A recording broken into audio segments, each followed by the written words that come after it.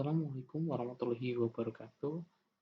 Pada tutorial kali ini, saya akan membahas tentang input dan output device pada perangkat komputer. Ada dua subbab, yaitu input dan juga output. Yang pertama, input.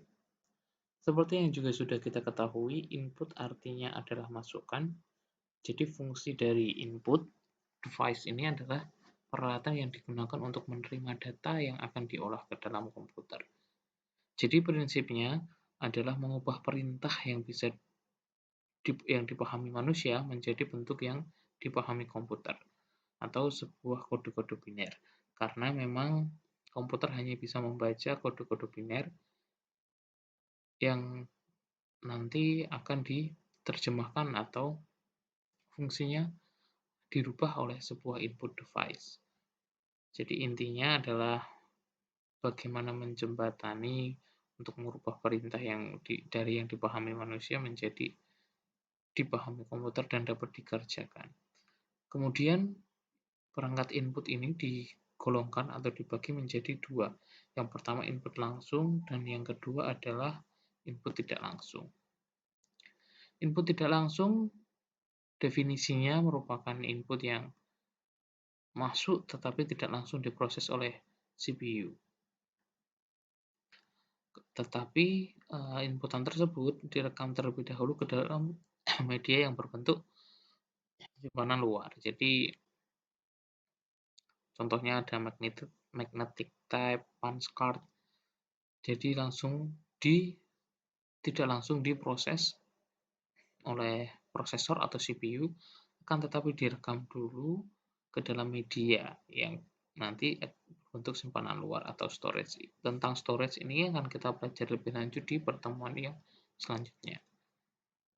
Kemudian perangkat input langsung yang berbeda dengan yang tidak langsung, bahwa harus disimpan terlebih dahulu di perangkat penyimpanan. Tetapi kalau perangkat input langsung, maka akan langsung diproses oleh CPU atau prosesor. Contohnya keyboard, mouse, scanner. Tentu device-device ini, alat-alat ini sudah tidak asing lagi untuk teman-teman pahami. Keyboard yang biasa digunakan itu merupakan input. Jadi kita mengetikkan huruf K, huruf L, M, dan sebagainya. Itu merupakan sebuah masukan yang akan ditampilkan oleh komputer. Mouse juga begitu, dengan klik, kemudian scanner itu bisa menangkap gambar, kemudian akan dijadikan sebuah soft file. Kemudian keyboard, perangkat input ini tentu juga sudah sering kita gunakan dan penting juga keberadaannya, sangat penting di sebuah perangkat komputer.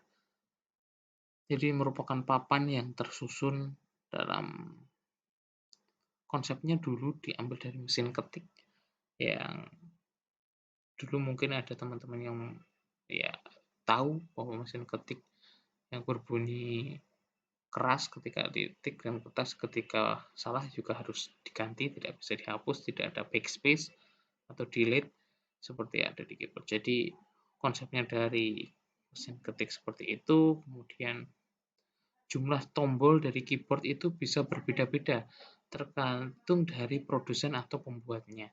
Jadi tidak menentu dari banyaknya tombol dari keyboard. Sebagai contoh sederhananya saja, teman-teman bisa mengecek tombol di keyboard di laptop itu akan berbeda juga dengan yang ada di laptop yang lain bahkan. Contohnya yang tidak ada adalah 6 pad, itu tidak ada, kemudian apalagi dengan keyboard yang ada di PC, itu pasti akan berbeda. Mungkin teman-teman tidak akan menemukan tombol scroll lock di keyboard komputer, akan tapi itu ada di keyboard eksternal dan sebagainya. Jadi setiap tombol dalam keyboard itu memiliki jumlah masing-masing. Tidak bisa disamakan satu dengan yang lain, tergantung dari produsen pembuatnya. Kemudian perangkat inputan yang kedua, mouse. Mouse kalau dalam bahasa Indonesia ya bisa diartikan tikus gitu ya. The Tikus ya. Cukup unik namanya sebenarnya karena mouse memang bentuknya yang menyerupai tikus itu jadi dinamakan mouse. Ini merupakan perangkat input dengan tombol klik. Jadi ada beberapa tipe-tipe dasar dari mouse sendiri yang untuk pertama mekanis, kemudian optomekanis dan juga optik. Mekanis merupakan tipe yang memiliki bola karet. Jadi sensornya itu akan mendeteksi gerakan bola, kemudian mengirimkan sinyal. Kalau optomekanis hampir mirip sebenarnya, akan tetapi gerakan bola menggunakan sensor optik. Sedangkan yang terakhir optik tidak lagi menggunakan bola, tapi sudah menggunakan laser. Mungkin teman-teman ada yang bisa atau yang sudah menemui itu. Sejauh saya di awal menggunakan komputer dulu juga sudah sangat sering menggunakan mouse yang memang masih ada bola-bolanya. Itu sebagai sensor mekanis untuk mendeteksi gerakan. Kalau untuk tipe sekarang, tipe mouse-mouse sekarang sudah menggunakan laser sebagai sensor yang digunakan untuk mendeteksi gerakannya. Jadi memang perkembangannya semakin ke sini semakin maju, semakin canggih. Dulu hanya perlu menggunakan sensor mekanis untuk gerakan menggunakan bola, sekarang sudah bisa digantikan oleh sensor laser. Bahkan yang dulu harus menggunakan kabel, sekarang sudah bisa wireless. Kemudian scanner. Perangkat ini tentunya juga sudah tidak asing bagi teman-teman, bahwa di sini akan mengkonversi dari dari sebuah bentuk yang tercetak misalkan atau di print seperti itu menjadi data digital. Itulah fungsi dari scanner. Jadi perangkat ini bisa berupa magnetic ink, character recognition, bisa membaca tinta magnetik, kemudian optical data reader merupakan scanner yang umum dikenal seperti barcode reader, test scoring, dan sebagainya. Barcode reader seperti yang teman-teman pernah dapatkan juga atau pernah ketahui juga di supermarket atau di minimarket yang alatnya seperti termogan seperti itu untuk membaca barcode atau baris kode batang, barcode atau kode batang biasanya akan ada di setiap produk. Nah, itu akan lebih mempermudah untuk memproses data itu ke dalam sebuah database atau basis data. Jadi pembacaan data, oh ternyata database ada. Nanti akan langsung muncul detail produknya dengan harganya dan sebagainya. Itu akan lebih cepat untuk diproses ke dalam mesin kasir. Kemudian output device. Setelah tadi input, maka harus ada perangkat yang digunakan untuk menampilkan, yaitu dengan output device. Seperti dengan secara diambil dari katanya, output berarti dia adalah tampilan berupa atau perangkat keluaran.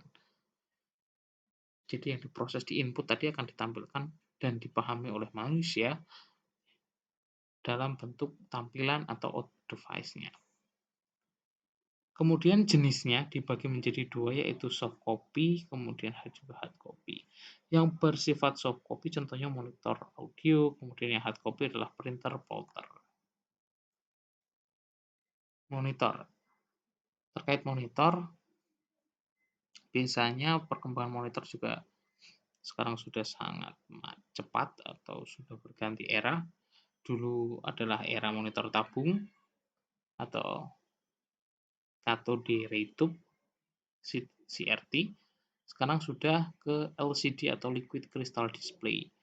Nah, tentu kalau dari sisi efisiensi penggunaan listrik, LCD atau liquid crystal display di sini sudah lebih hemat listrik dibandingkan dengan monitor tabung atau CRT.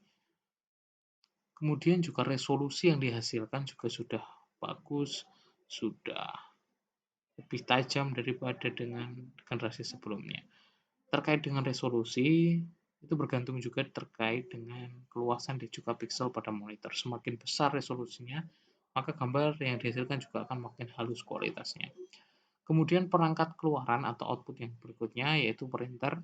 Ada banyak jenis printer di sini, dot matrix, tinta, dan laser. Apa perbedaan dari tiga ini? Dot matrix itu generasi pertama, ada pengetuk-pengetuk kecil yang juga disebut pin. Kemudian printer tinta yang cukup banyak sekali digunakan, itu akan menggunakan tinta dalam cartridge, jadi disemprotkan ke dalam kertas, dan juga hasil cetakannya lebih bagus dibandingkan dot matrix, dan juga lebih cepat. Kemudian jenis yang ketiga adalah printer laser, di mana dia akan bekerja seperti konsepnya mesin fotokopi seperti itu. Digunakannya adalah serbuk tinta. Kalau tadi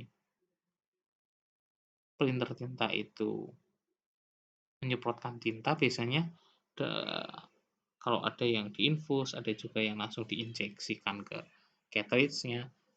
Kalau dalam printer laser itu menggunakan serbuk-serbuk. Nah, biasanya printer laser ini harganya lebih mahal. Kenapa ya? Memang serbuknya, kemudian juga ketika menggunakan printer laser, ini akan lebih awet.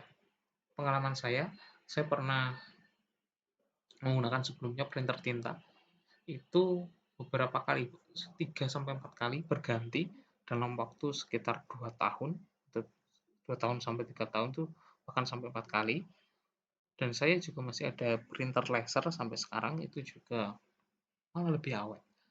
Sudah sekitar 6 tahun, hanya beberapa kali servis yang lumayan mayor, tapi selebihnya refill printer itu lebih mudah. Memang karena laser ini lebih uh, awet biasanya. Akan tetapi biasanya lebih banyak ke printer laser untuk hitam putih. Ketika berwarna itu ada, tetapi untuk harganya tentu lebih mahal. Kemudian plotter. Perangkat ini hampir mirip dengan printer, namun juga bedanya ada di ukuran yang lebih besar. Oke, itu untuk tutorial kali ini. Saya akhiri. Terima kasih. Wassalamualaikum warahmatullahi wabarakatuh.